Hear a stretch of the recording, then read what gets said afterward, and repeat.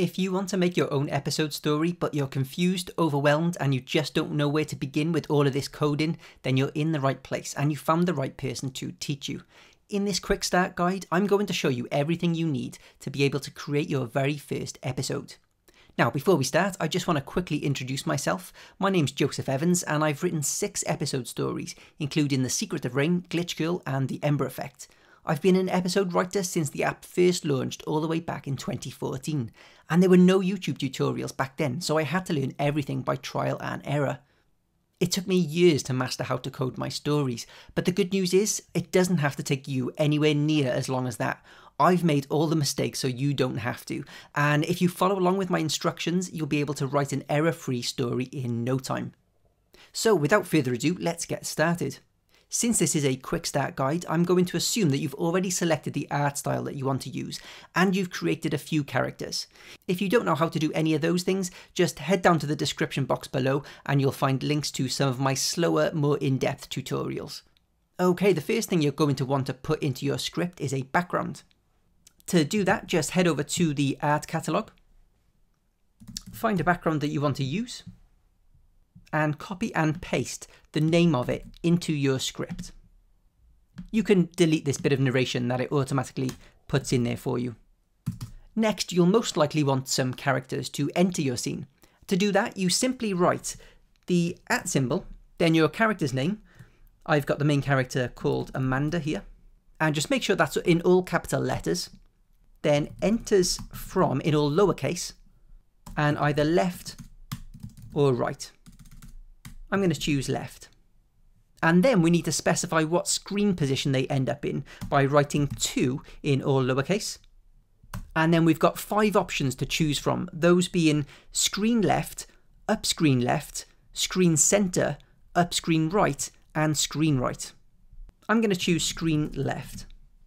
And let's have another character enter from the other side of the screen directly afterwards. So then another character's name, I've got the love interest being called Darren.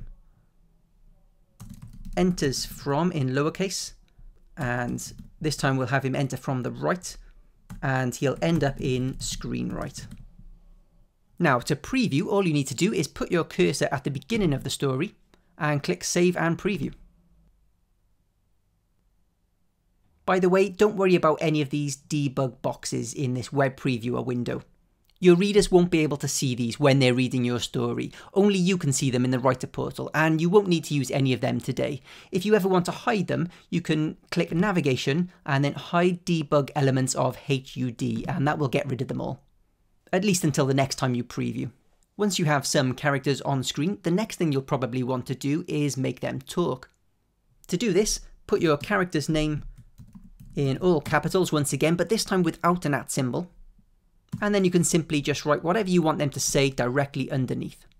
So I'll just have Darren say, "Hey Amanda." And then in a second speech bubble, want to go to the movie theatre with me tonight? You can have a character say as many lines as you want simply by writing them underneath each other, and each of the lines will appear as a separate bubble one after the other. Let's take a look.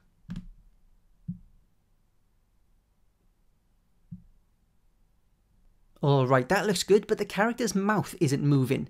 To get your character's mouths to move, you'll need to apply talking animations to them. To do this, you just need to scroll down to this library section, and where it says animations by character, you can see a list of all animations available for a character by clicking on the plus symbol next to their name. And to see what talking ones are available, you can type the word talk into the filter animations box here. So let's have a browse. What about talk? Maybe talk greet neutral. Okay, that looks good to me for this first line. To apply that animation, put a pair of round brackets next to the character's name, and then inside it, just click the name of the animation. Of course, you can type these out as well if you want, but it's sometimes quicker to just click them in this library window. If you want a character to switch animations at any point, then you'll need to add their name in once again above any line where you want the animation to switch. So I'll just type Darren here again, pop some round brackets, and inside this we can place whatever new animation we want them to switch to. Maybe this time I'll use torque shrug neutral. And let's see what that looks like.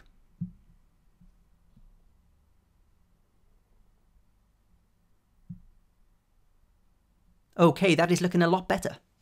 Now, at certain points in your story, you're going to want to create a choice so you can give your readers options to choose from. To do this, first of all, write your character's name in all capitals, and this time, again, without an @ symbol. Then something you want them to say or think underneath. In this instance, I think I'll have Amanda say, "Do I want to go to the movies with Darren?" And if you ever want to make anything a thought bubble as opposed to a speech bubble, all you need to do is put round brackets around the text. Then to add in the options themselves, first of all, you'll need to write the word choice directly underneath, all in lowercase, and then your options in quotation marks underneath that. So for the first option, I think I'll just say, "Yes, I'd love to." And then we need to place an opening pointy bracket and a few lines down, a closing pointy bracket. And then for my second option, I'll have "maybe another time."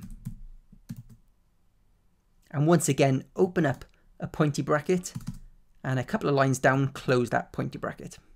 Now, anything that's placed within either set of brackets will happen only if that corresponding option is selected.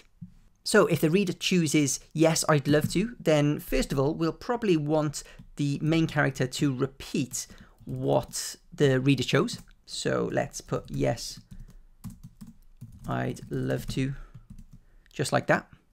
And then I'll have the love interest respond by saying, "Awesome, it's a date. I'll see you at 7:30. And then if you want to cut to a new scene, just grab another background name from the art catalogue. Let's get the movie theatre one. And paste that in. And in some scenes, you might want your characters to already be standing there as opposed to being off screen and then entering the scene. To make a character be already in your scene when it begins, just write the @ symbol, then your character's name in all capital letters, then the word "stands" in lowercase, and then you can choose from any of those 5 screen positions that I mentioned earlier. This time, let's put Amanda in the up screen right position. And to specify which direction a character is facing, you can write "and" in all capital letters on the same line, then the character's name again in all capital letters, but just take note that there's no second @ symbol here. Then the word "faces" in lowercase, and either left or right. I'll have Amanda facing left. I'll just do the same for Darren as well. So @Darren stands, and I'll have him in the up screen left position. And I'll want him facing Amanda, so in this instance he'll be facing right. So "and" in capital letters, Darren in capital letters, then "faces" in lowercase, and right. Okay, another thing you might want to do from time to time is change what your characters are wearing. To do that, it's the @ symbol again. Then let's change Amanda into something different. So Amanda, and then it's "changes into" in all lowercase. And then whatever file name you've given to your outfit. I've already created one called Amanda Pink Dress. If you don't know how to create outfits, then go down to the description box below because I have a full tutorial on making and changing outfits. And sometimes you'll want to use a narration bubble to tell your reader something, like for instance that some time has passed since the previous scene. To create a narration bubble, just write the word "narrator" in all capital letters, and then whatever you want the narrator to say underneath. So I'll just put here "later that evening." And I think I'll have Amanda say, that was a pretty terrible movie. And then let's have Darren say, I actually wasn't paying that much attention. All I could think about was the kiss we had in the back row. Of course, you'll want your scenes to be much longer than this, but for the purpose of simply showing you how this works in as efficient a way as possible, I'm going to leave this scene at that. All I'm going to do is just add in some talking animations for these lines of dialogue.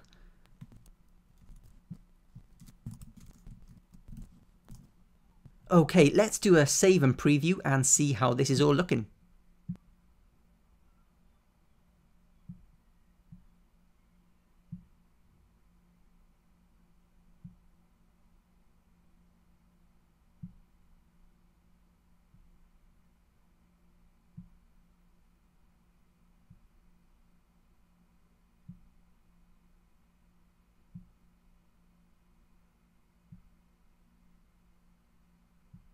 Okay, that is looking pretty good. I realised I forgot to add in animations for some of the dialogue in the first scene there. Let's just go ahead and do that right now.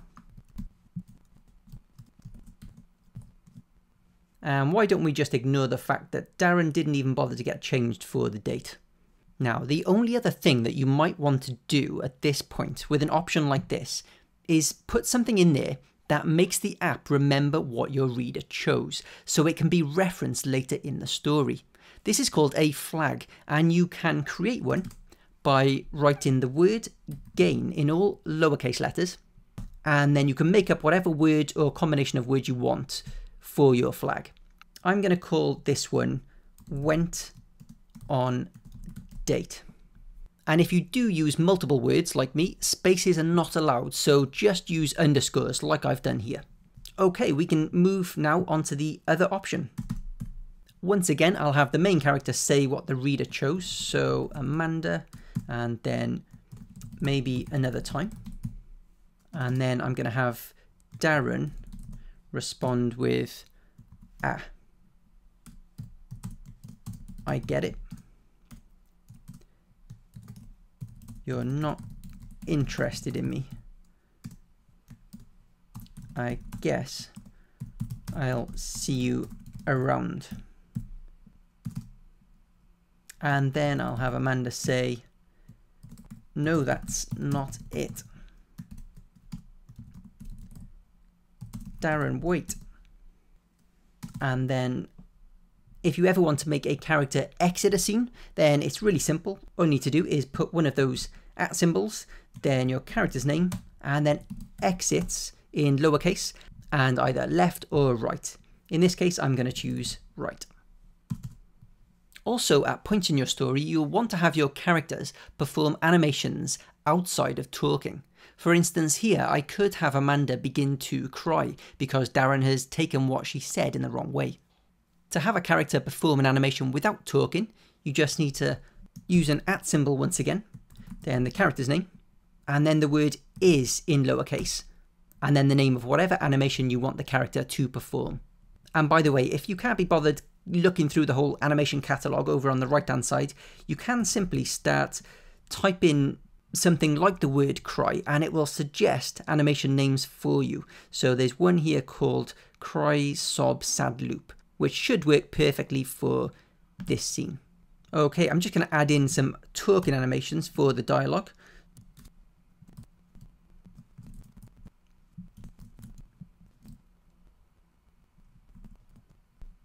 And now let's see if this option works when we preview as well.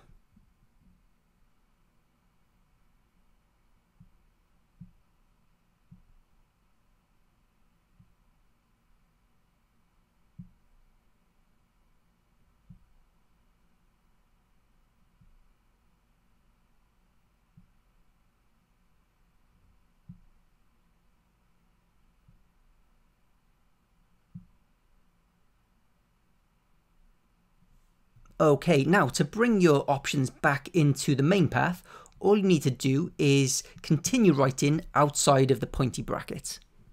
I think here I'm going to cut to the next day. So I'm going to go back over to the art catalog and maybe let's have a park scene. That's a nice one there. Paste that in. And I think I'm going to have Amanda's best friend standing waiting for her in this park. So I've created a character called Courtney. So at Courtney stands, I'll put it in the up screen right position, and Courtney faces left. And since in the first option the main character changes into a different outfit, I'll want to make sure that she does change back into her default outfit at the beginning of this scene. So before I make her enter the scene, let's do at Amanda changes into, and then her default outfit is Amanda default. And now we can make her enter the scene. So at Amanda enters from left, and she can end up in up screen left to up screen left. And then I'm just going to have this best friend ask the main character how things are going with the love interest. So Courtney, how are things going with Darren? And it's situations like these where you might want to reference something that the reader chose. And if you've created a flag earlier in your story, then you can. To reference a choice your reader made, write if in lowercase letters, then in rounded brackets, the name of the flag that you created. So the one I created was called went on date. Then an opening pointy bracket, and a few lines down a closing pointy bracket. And now whatever we put within these pointy brackets will only happen if the reader gained that flag. So in this story here, if the reader did go on the date, then we want Amanda to say, "It's going amazing. He took me to the movies and we kissed in the back row." And whenever you write an if statement like this, you'll also need to add in an else, which dictates what happens if this flag was not gained. So to do that, we need to write the word else in lowercase on this line directly after the closing pointy bracket. And then we just need to put another set of pointy brackets, just like that. And then inside here, I'll put Amanda saying, "It's going awful. I said I couldn't go to the movie theatre with him, and he stormed off. He didn't give me a chance to explain that I had overdue homework to do." All right, I'm just going to go back through and add in some talking animations.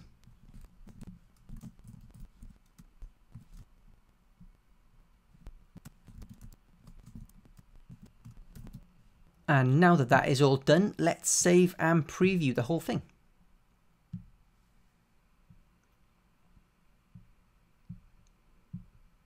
So if we choose the second option, let's see if in the next scene,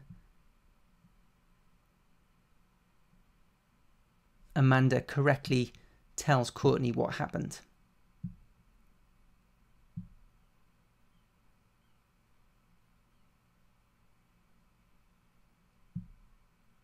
There we go, it's going awful. I said I couldn't go to the movie theatre with him and he stormed off. He didn't give me a chance to explain that I had overdue homework to do. Okay, let's go back and preview again and just see if we get a different result from choosing the first option and actually going on the date.